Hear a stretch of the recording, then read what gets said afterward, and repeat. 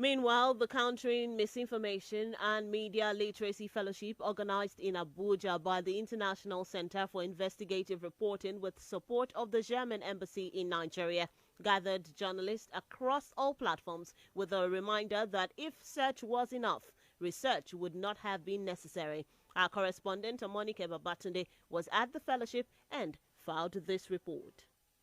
Journalists in Nigeria have again been charged to be more thorough in their reportages against misinforming the public.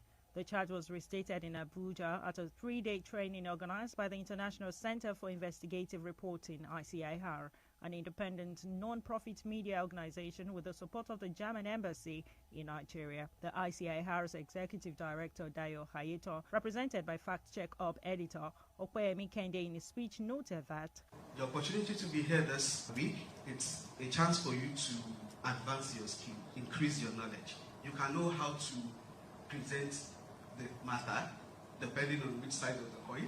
You can know how to advocate better.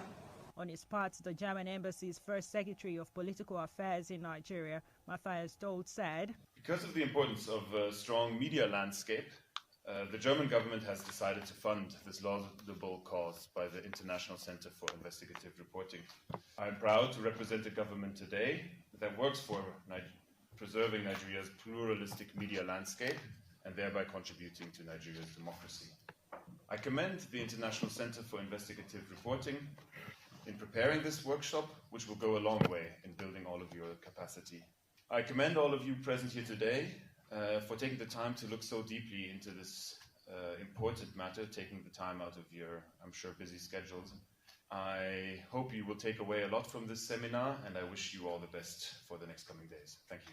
The program officer of ICIR, Alfred Akerele, encouraged all participants to be good ambassadors of the organization by being more intentional at curbing misinformation. My words to all the fellows, they need to be a good ambassador of journalism in Nigeria. Some of the journalists present at the event spoke in appreciation of the efforts made by the organizers and promised to put to good use knowledge gained from the fellowship.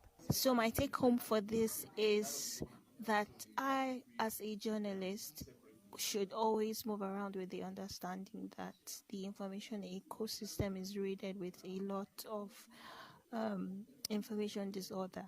And as a person who seeks truth or who continue to seek truth always, I should always be on the lookout for claims that are suspicious and fishy. If you give out wrong information, it has grave consequences. So before you write your reports, make research, find your facts, speak to credible sources, right? It is not all reports you fact check. It is not everything you jump on. What I would say to my fellow journalists is that they should try to emulate fact-checking, whatever they're doing, especially in their work, because with fact-checking, you won't mislead people. People will also trust you once they know that you give them facts always. Meanwhile, the 3-day in-depth and insightful training, which had misinformation disorder taught as words to replace fake news in order not to undermine the effort of journalists and the tools to be used in fact-checking, was aimed at raising ambassadors on countering misinformation and promoting media literacy. Held between the 10th and 12th day of October 2023, had 30 participants drawn from print, online, and broadcast media. I am Monica Babatunde for Diamond FM News.